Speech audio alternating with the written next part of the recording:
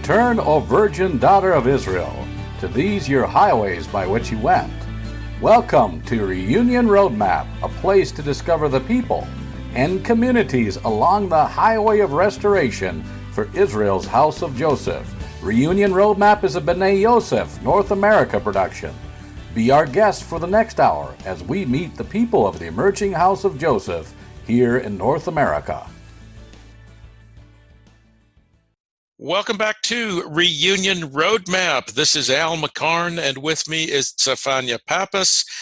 We hope that you have had a good new year because we are recording at the beginning of 2020. And we're going to start out with interview of two guests. I'm going to introduce one of them. He is none other than my friend and co-host, Tzefania Pappas. And Tzefania, tell us who the other guest is. Well, the other guest is my partner in arms, as I could say, for Beyond the Mountain. That's Solomon O. Lopez, that I call Shlomo on our podcast. Yes, and we're going to run this interview over the next three shows because, once again, we have a very big story because Beyond the Mountain is taking off, filling a very necessary niche in meeting the needs of this family. Do you want to explain a little bit about what we're going to hear over the next three shows? Well, for one, what we're trying to be is a resource to the people of Israel, to our people here, because I think there are these things that are going on within our family that need to be restored back to how we can relate to one another in healthy ways. And I think that's what we want to do. Is you'll hear that in the interview throughout with Shlomo. Right. Relate to one another in healthy ways is a good soundbite to encapsulate it.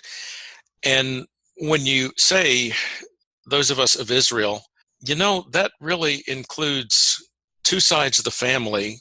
We see the Jewish people as the visible remnant of the nation of Israel doing their part in God's covenant plan, as Paul says, receiving the oracles of God. As Yeshua says, from the Jews comes salvation.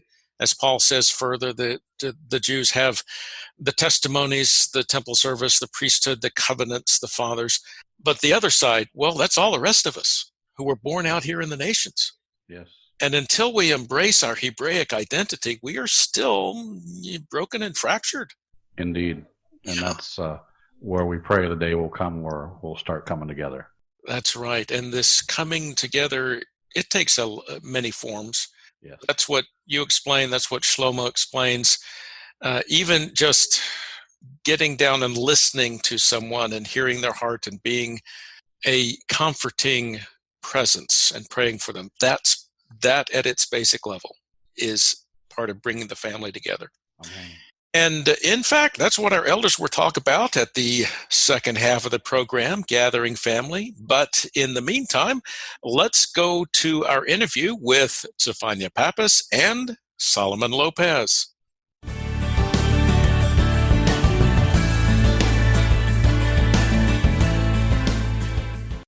Well, welcome to another interview segment of Reunion Roadmap. This is Al McCarn, and I'm visiting two places today, going to South Texas and North Georgia, to Corpus Christi, Texas, to interview Solomon Lopez, and along with us, my friend and co-host from LJ, Georgia, Tzefania Pappas. Gentlemen, welcome to Reunion Roadmap. Shalom, shalom. It's great to be here. It's nice to be here.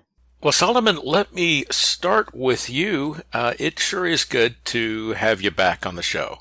Shalom, Al. It's been just quite a while, so it's wonderful to be back and to see what the Father's doing with B'nai Yosef and Reunion Roadmap. So I'm honored to be on.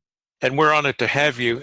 In fact, last time you and I talked, it was about a year and a half ago, and it was in your fair city of Corpus Christi. So it's been too long since we've had a conversation. And folks, let me tell you that in anticipation of this interview, Solomon recorded a new song. You will hear that later in the program. It's called Right to Left, and I think you'll enjoy it. Now, let's get to the subject matter. Solomon, the big reason that we have asked you back on the show is to talk about a new ministry, an outreach that you and Tzefania have created called Beyond the Mountain. why don't you sketch out what that is and tell us how it came to be? Yeah, it's wonderful to be part of a fellowship and a friendship. So it really, where I believe it started, were the B'nai Yosef Congress, the third B'nai Yosef Congress, March 2018. Tzefania and I were able to meet in person. Prior to that, we had some reunion roadmap interviews and some phone calls. And so while we're at the Congress, we really connected on the studies and the lifestyle of what we call sanctification, the study of the spiritual roots of diseases and how to get these things out of our life and how to truly walk in wholeness in spirit, soul, and body, as it is written in 1 Thessalonians 5:23. So that connection there, Tzefania gave a presentation there in Israel during the Congress, and I'll never forget it because it was a very significant day for me.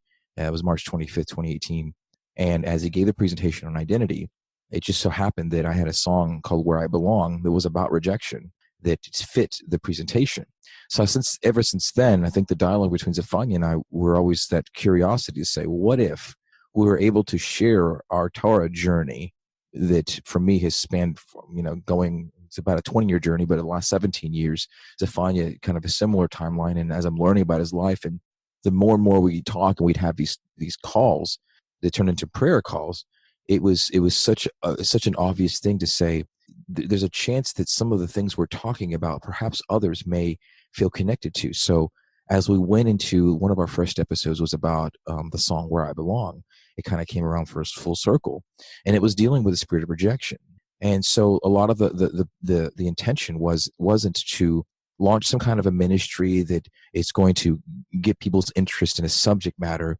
It was for me, and Tzefania can shed light on this, for me it was about sharing a personal testimony, as it is written in Revelation, about being able to overcome with the blood of the Lamb the word of our testimony.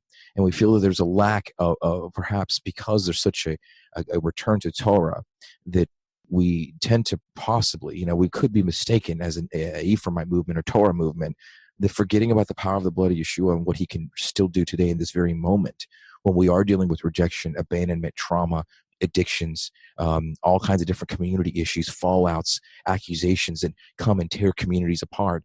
Who's addressing those things and what are we doing about it? And so that's what the intention was, just to share our hearts with other people and to move beyond the mountain. And the vision came, and I'll let Tzefania share about how the name of the vision came, because it really grabbed me.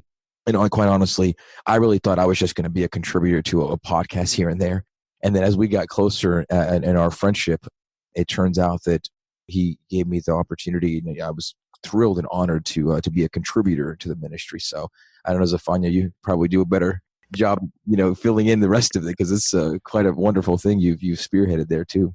Yeah, I would agree that the way it actually started was that when Shlomo was at the Congress there in March, there was an immediate connection, and I just knew that this was not going to be the first and only connection that was going on, because the Father was just saying, this is going to be built upon some more. And then Raina and I my wife, Raina and I were talking with Ephraim and Ramona about different kinds of things, dealing with sanctification and that. And then I just felt that there was something that the Father was really wanting us to do. And I knew that Shlomo was going to be part of that. And one day, Ramona said something in one of our Zoom calls that we had with Ephraim and Ramona, and Raina was trying to clarify something with Ramona, what she said. And she said, in other words, what you're saying, Ramona, that we need to go beyond the mountain. And then I said, that's it. Because I was wondering, I said, the Father is looking to do something. What do we call it? What's he calling us to do? And when Raina said beyond the mountain, I said to Ephraim and Ramona at that time, this is going to be called Beyond the Mountain. Well, that inspired them as well to do a series called Beyond the Mountain in their letters that they were sending out. And so we felt those were so valuable, we posted them on our website, beyondthemountain.org. Well, what happened is, like Shlomo was saying, is that he thought he was just going to be a contributor, but the Father was speaking to me. He says he's going to be a co-host. He's going to be an integral part of this whole thing. And so the first podcast, like he was mentioning, came out over his song, because one day I was listening to that song, and I saw in that song Where I Belong that it was an amazing insight into the spirit of rejection. And so he did something that's out of the box for a recording artist, is that you don't really talk about your songs, and he can talk about this a little bit further. What I was actually seeing, I went like a line upon line type thing about what I was seeing, and I said, let's have a podcast where actually we're discussing all these different parts of the song, of the lyrics, and then we can actually even share the song within the podcast as well. And so, Shlomo, you can share a little bit about that too. Yeah, that was wonderful insight, Tzefania, because the whole idea behind talking and describing the meaning of a song, many of fellow songwriters and throughout my years of writing music, it's just something you don't do. You let people interpret it for themselves, and you kind of be elusive with it, and you don't want to come out and say what a song means, because it means different things to different people. However, like I've shared with Tzefania, and I've maybe shared with you guys, this show, or the Reading Your Roadmap before, that I really don't feel like I'm a songwriter or a musician. I really believe in my heart I'm just a messenger, and right now the music is just it's just an outlet. It's just a platform, and that kind of takes the ceiling off, or the cap off of the traditional ideas of what a songwriter or a musician should do, being more performance oriented. I'm more persistent in trying to share my heart with on the matter, and so that's gonna open the doors for these types of opportunities to say, well, why not be out of the box? Same thing with being consumed with record sales. When you're trying to sell records, you have to think in terms of what people want to listen to, what's driving the market. It's being more market driven. When you're a messenger, you're not market driven at all. You're just spirit led, and you just speak with the ruach, what the spirit wants you to speak. So I'll just say that to segue into something that really grabbed me on the first album that I had 10 years ago. Believe it or not, it was 10 years ago. I was playing it safe. I sung a lot from Scripture, directly from Scripture, from the Psalms, and I just said that's where I was at. I wasn't quite ready to open the vault, if you will, and talk about these things. I was still working through some spiritual matters, some emotional matters, right? I still had a lot of religious ideas and had a religious spirit on me that I was still working through. So 10 years to now, as I'm going to record in the studio over the summer, I had kind of set, I was going to record some similar sounding songs or content wise, but it was because of the friendship with Tzefania that I made a commitment. I said, around the fall feast, whatever's done, I'm just going to release it. And Tzefania really encouraged me, and Raina as well, his wife, encouraged me to continue with the sanctification-centered songs, the songs that had meaning, personal testimony. And even then, there was a part of me that said, out of all the messianic songs being released right now, there's not a whole lot out there. Most of it are from the Psalms. They're beautiful, like ballads and these wonderful worship songs, and people want to dance to these songs, and they want to do their dance routines to them at conferences. And I just said, well, it doesn't seem like I'm really called to write music like that, because what's coming out of me is really introspective. It's really raw, and it's really honest, and I don't know that I really fit into that. So there was a part of me that even going against my own values of being a little bit of fear of failure and fear of man, to go, what if I actually do release this introspective stuff and it just goes flat? Maybe the Ephraimite movement, the Torah movement doesn't want to hear it, right? But, no, I think being spirit-led and really sticking to those values deep inside of me to say, I think it's important to talk about the word of our testimony. So through Tzefania's encouragement, and also Ephraim Ramona's, and being able to just be honest and say, what happens if I do release the subject, the content that has to do more with spiritual subjects, things that may be uncomfortable for people to talk. Some of these songs on the new album I'm writing and that I've just finished are about trust issues that I have, or they're going to be about some issues about being led out of a place of desolation. How is that possible when I've lived in the Scriptures for so long that I find myself in this place of scarcity in my spiritual walk? How did that happen? And so songs like Out of That Place, that's the title of the project. It has to do with that journey. And it just so happens, as if I didn't know, that song, the title Out of That Place, has a lot to do with moving beyond the mountain. It's all about movement. And this is something that only the Father can orchestrate, because I've had this song Out of That Place for years, and never really, I didn't even consider recording it until he and I started really collaborating, going, I just need to come forward with this. So I had the wonderful opportunity for our launch in August to play a lot of these original songs in the context of the presentations that Tzefania was giving. And it was seamless. It's an experience that I'll never forget, because it's the first time I didn't feel like I was a musician just playing a worship song in between someone speaking. It wasn't even like that at all. It felt like we were both just collaborating, and I had the musical expression. He was speaking from a teaching platform, but we were there to really share our hearts. So I was just absolutely honored to be part of Beyond the Mountain, and still, part of it. And we'll see where Abba takes it from there. Yeah, and that whole event that we did, which was over the Labor Day weekend, I'd say it just went beyond our expectations. And not so much trying to look at numbers. That's not what we're about. Looking at what do we see that we're trying to accomplish. We're trying to accomplish that. We see that I believe we're almost getting to a point of crisis within the Messianic community about what's happening with, the infighting that's going on constantly, and that we feel that as servants, maybe we have something to give and something to offer. And so that's what we were doing even on this weekend. And those who participated actually were very blessed. Some came just out of curiosity, thinking just to check this out, what it was all about. And in the end, they were ministered to, they said.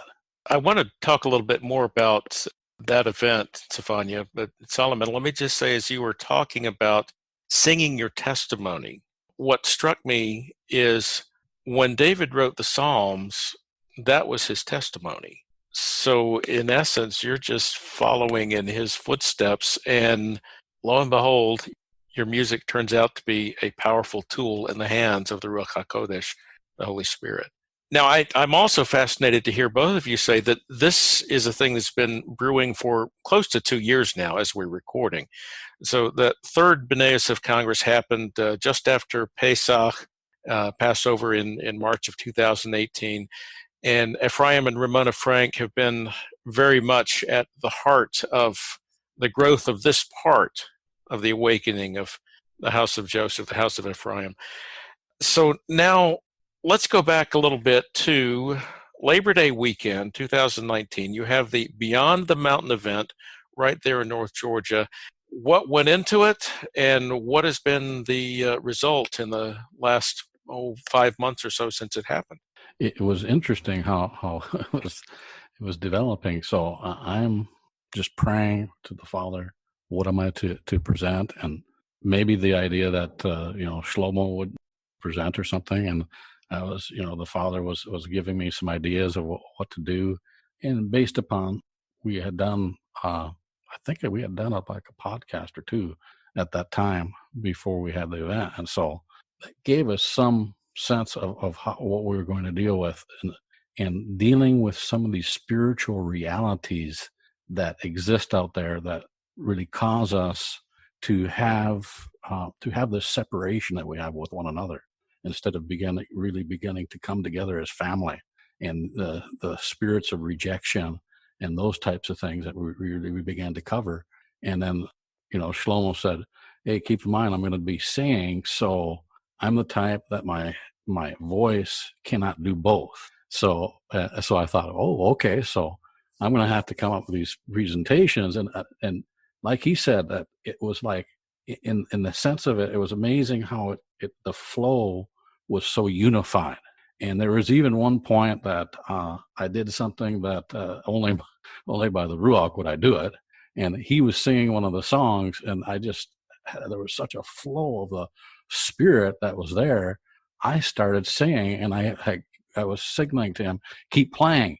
And I started prophetically singing over these people. And I think at that point in time, and this is the last day, there happened to be some real breakthroughs with some people during that particular point in time. And that just showed you and demonstrated how everything was just so meshed together as one, and that it was incredible, and only the Father could do that.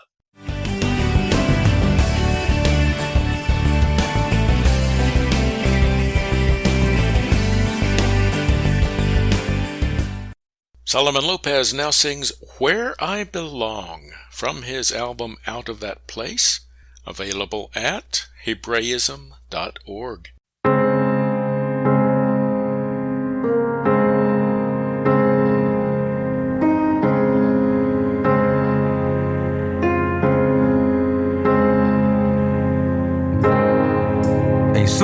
showing me why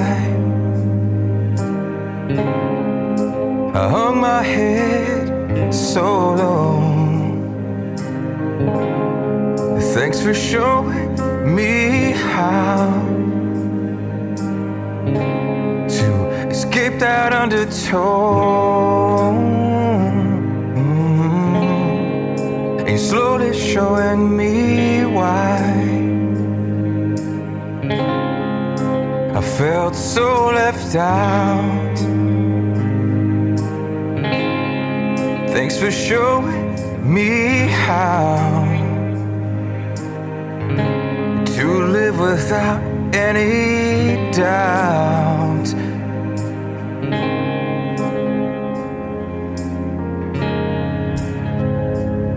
And rejection has its way of keeping others out and distracting me from what life is all about. Oh, Father, you tore and you tore down my walls and restored my innocence. And thanks for showing me where I belong. I belong in your presence.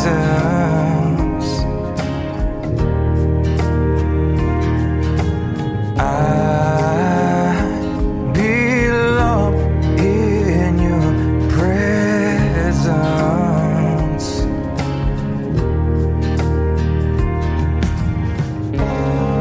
And you're slowly showing me why I was so afraid to fail. Thanks for showing me how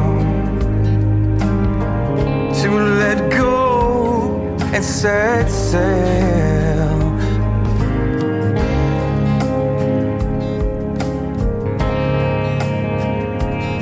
And rejection has its way of keeping others out and distracting me from what life is all about. Oh, Father, you tore and you tore down my walls and restored my innocence. And thanks for showing me where I belong. I belong in your presence.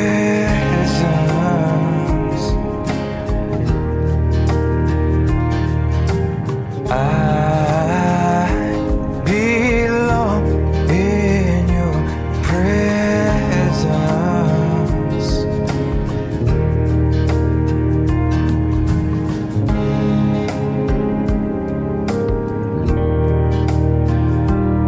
And I praise you because I'm fearfully and wonderfully made. Your work so wonderful, and I know this full well.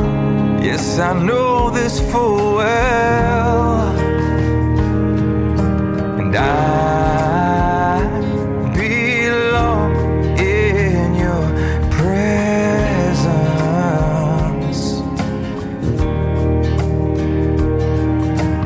I belong in your presence.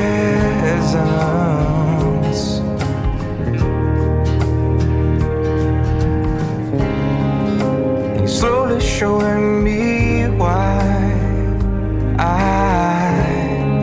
was afraid to be alone. Thanks for showing me how to accept your love that melts this heart of stone.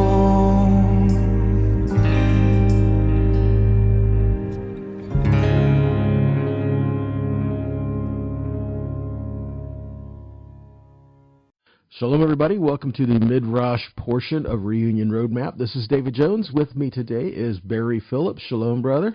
Shalom, David. Happy Gregorian New Year. Awesome. Thank you, brother. I've had a thought. I've been thinking a lot lately. As we've been going through the Torah portion, following the yearly cycle. So we're at the time of this recording, we're still in the story of Yosef, and man, what an amazing story with so many different areas you can go with it, and how fitting, B'nai Yosef, right? So here I'm thinking on this one little line right here, and I'd like to talk with you about it a little bit today. All right. Family. Oh, So you had to bring that up. I had to bring that up. We not many of us have, families that have like got zero problems and everything's great, everything's fine, and even if you look at someone else's family on the surface, things aren't always what they seem. And well, Yosef was no exception. I mean, his brothers hated him. Definitely, they could not speak peaceably to him at all. The father favored him. But like I said, there's so many things going on there. But yet, Yah used this family, and still does, use this family to show his plan, not just for Israel, but for mankind. And one of the things we see that in my mind is still a very relevant lesson for today is how the family was not getting along. There was problems within them. Yosef was gone and hidden for a time, but yet there has to be a revealing, not just of Yosef, but of all Israel to each other, to acknowledge each other as family so that we can get together to help bring this restoration that the Father wants to do. My thinking is, we keep thinking, okay, we know it's prophecy. We know that someday all Israel will be gathered together. We know the two sticks will become one. We know the dry bones will live. We know all of this, but yet I think we're still kind of stuck in that mentality of someday, somehow down the road, God is going to do and establish all these things, but we don't see how our life today actually plays a role in that restoration. Okay. Well, a couple things come to mind as you're describing that. One is that Joseph relationally proved those that he wanted to reconcile with. And by that I mean, at times, and this should be a rare thing and not a broad application. At times there are people who just have no desire to reconcile with anybody. They have carried a great deal of angst against whatever it was, wherever it was that they came from. And they are, in their estimation, truth pioneers to the nth degree. And bless Yah, no one is going to tell me what to believe anymore. There are a few of those folks out there. They're hard to deal with. They're argumentative and full of debate, and that's a problem. However, having allowed enough time to see his brothers' hearts, he realized that though these men are not perfect, and they got their issues, they're my brothers, and I'm going to reconcile with them. This past Shabbat, I taught from chapter 45, verses 1 through 7, and in studying the Torah portion, the Yigash, I was overwhelmed with the understanding he could not restrain himself anymore. That tells me, David, that he had been restraining himself for a long time. Maybe from the first time that he saw them, when he first saw them in the food line, maybe he wanted to go down and choke them, call for guards to take off their heads. Maybe he immediately wanted to go and embrace them and ask how his father was. But he had restrained himself to prove them. I'm not suggesting that we we holler, as we did as kids, "Ali, Ali, everyone home free," and to throw our arms open and embrace any and everybody, no matter what they say, how they act, how they believe, how they treat other people. But neither do we need to see the CIA reports on folks either. we need to be a reconciler. Rashul wrote that to us has been entrusted the ministry of reconciliation.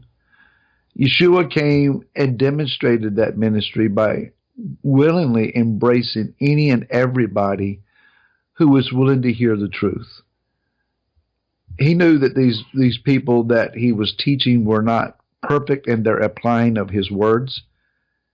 He knew his own 12 followers were not perfect men and very apt to argue among themselves, but he loved them and gave himself for them. So the pattern is a test, perhaps, but find a way to embrace and find a way to be inclusive instead of exclusive, I guess is the biggest part of that. This is not an easy path, but it's a work that has to be done.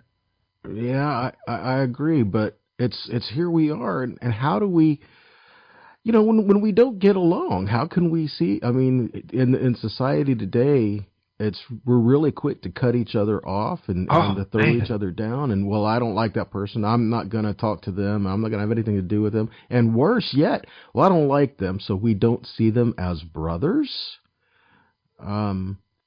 We don't agree 100% theologically on everything, so they're not my brother. And this is dangerous territory to get in, because we go beyond putting ourselves in a means of can we dwell together, and we put ourselves in a situation of judging each other's lives to see if we can get along with one another. Well, that we're very quick to label anyone who disagrees with us theologically a pagan. That's a term we need to be very, very careful about. It's one that I personally threw around way, way too easily when I left the church I was pastoring all the way back in 2002. That's a long time. This year will be 18 years that I've been in this, and I'm realizing labeling people with a derisive term doesn't help me to facilitate any relationship with them. So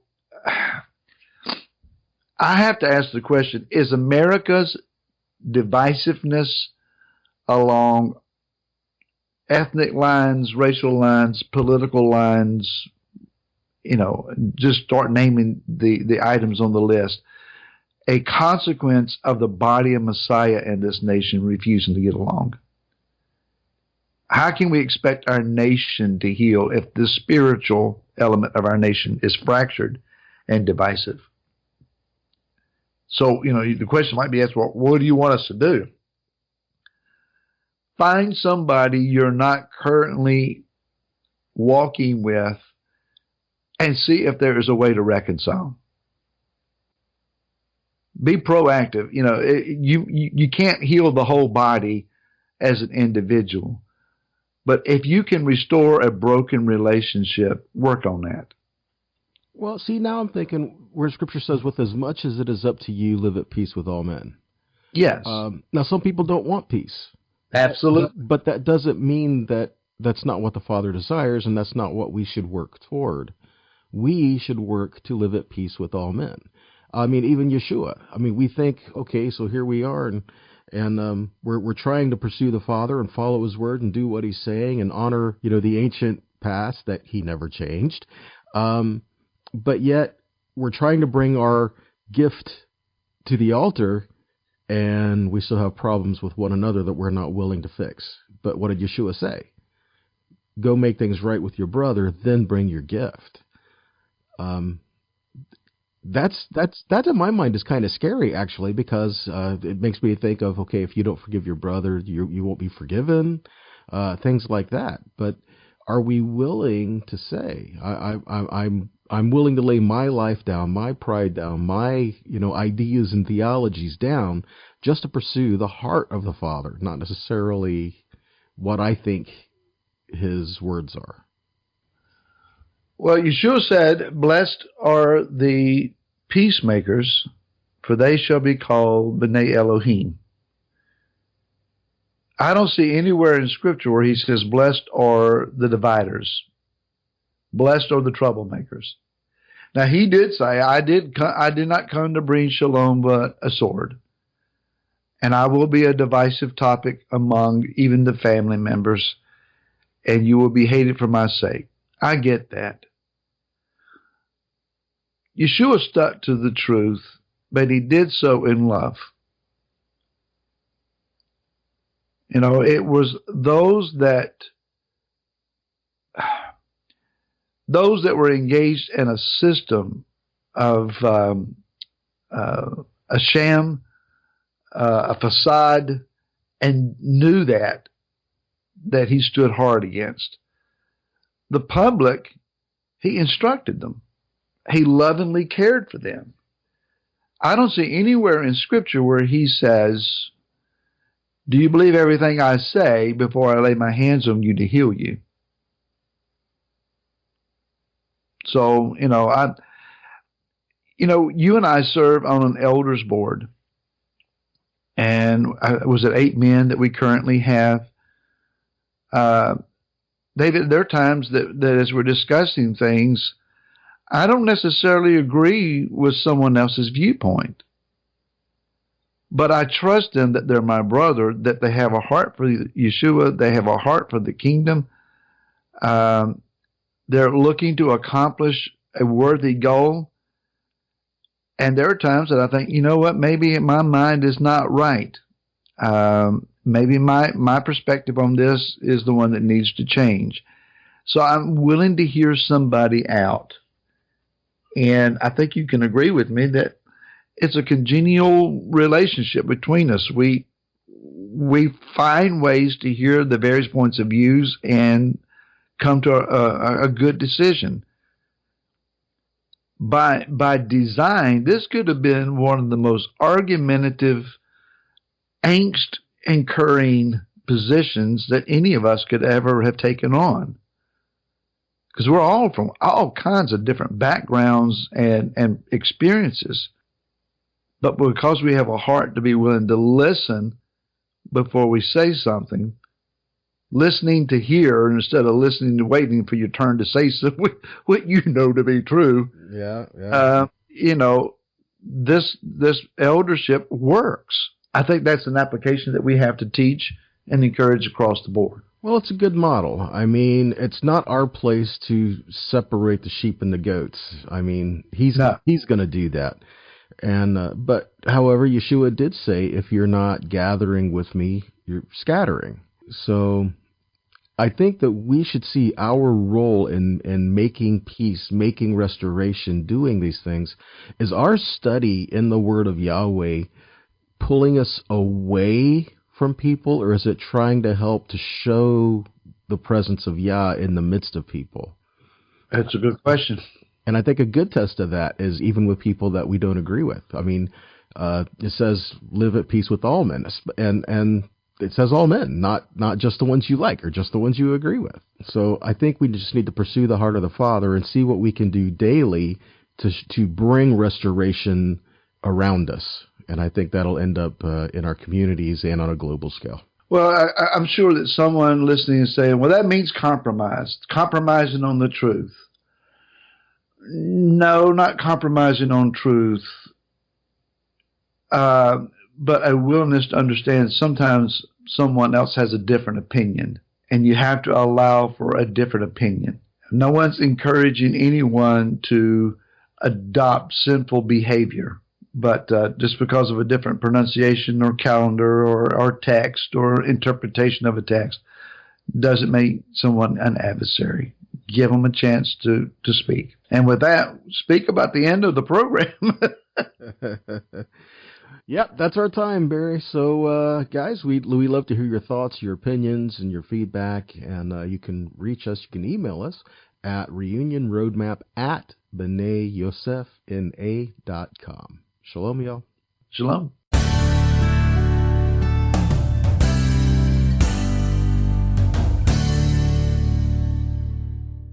Here is Out of That Place by Solomon Lopez, available at Hebraism.org.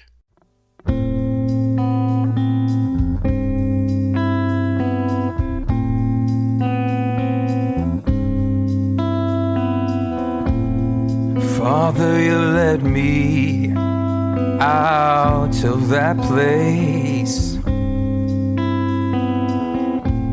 There was dust in my eyes and I couldn't see. I was living in a desolate land of scarcity.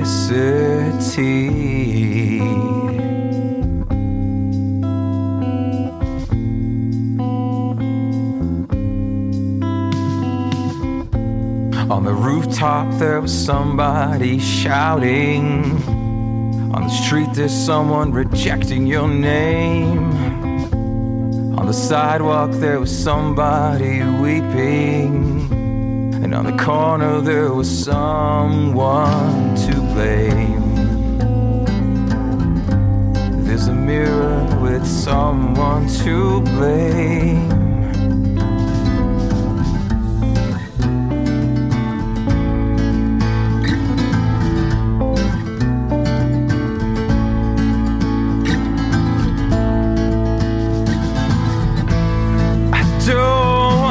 Shame to keep me from you, or guilt saying it's all my fault. And I don't want to live in the past and look back and then turn to salt.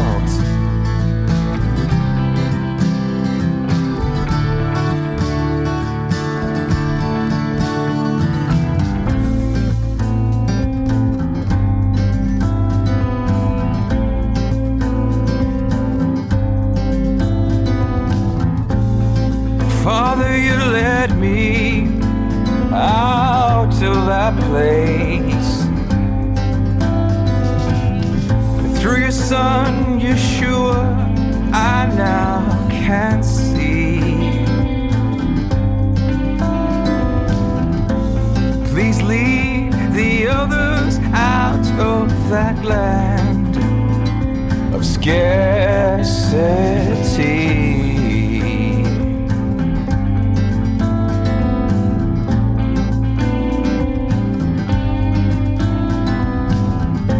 Show righteousness for the one that was shouting, and peace for the one rejecting your name, and joy for the one that was weeping, and forgiveness for the one I used to blame.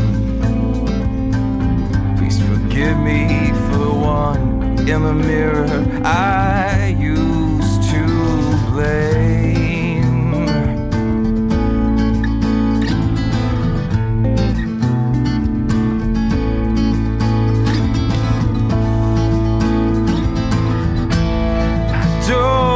The shame to keep me from you, or guilt saying it's all my fault.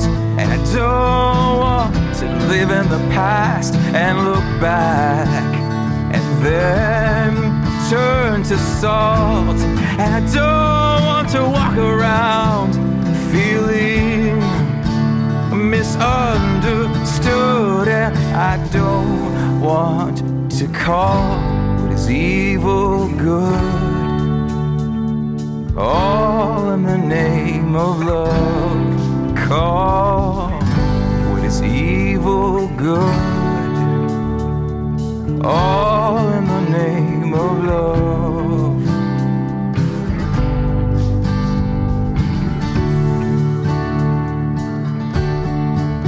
Yes, it was you who led me out of that place. Yes, it was you who led me out of that place and away from the one who wants to kill, steal, and destroy, and into your kingdom of righteousness, peace and joy. Yes, it was you who led me out of that place. Yes, it was you who led me out of that place. Yes, it was you who led me out of that place. Yes, it was you who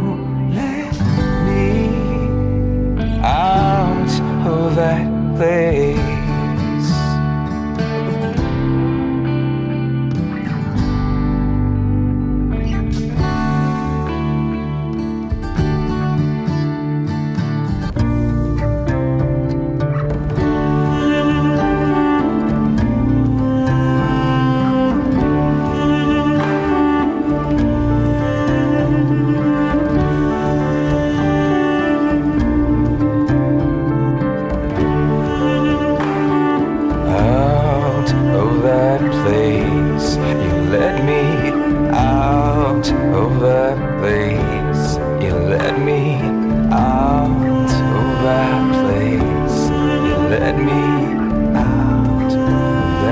place.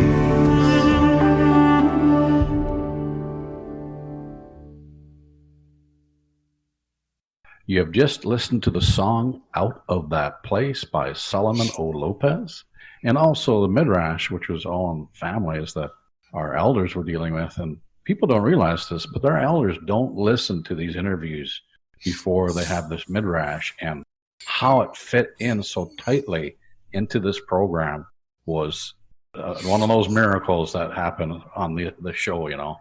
Well, that it is. Their topic, of course, gathering family. And that is what Solomon is singing about in this whole new album. And Out of That Place is the title track, of coming to an understanding who we are, and by the way, where we are, still in exile. To most of us who are born, Americans, Canadians, Koreans, and we identify ourselves as Christians or disciples of Yeshua, we might say, oh, how can I be in exile? Well, when you understand that we have a place in the redemptive nation of Israel, and then you realize we're not there yet. In fact, the whole family is not yet together. Yes. You see that we are still in exile. And, I recently heard teachings by, I think it was Ryan White, but it might have been Matt Napper. Anyway, explaining how Jews, even in the land in the first century, understood that they were still in exile. But wait, the Babylonian captivity is over. The temple is there. Yes, but spiritually they're still in exile because the visible presence of God is not there. And I would submit that we're all still in that same place. The Messianic age has not commenced. The family is still fractured and fighting with one another. So, Tzefania, we're going to hear some more from you and Shlomo. Could you just give us a preview of where Beyond the Mountain fills that niche of gathering the family? Well, what I see again is when I talk about resource, sometimes when we get into these issues, it'll say, confess your faults one to another and be healed.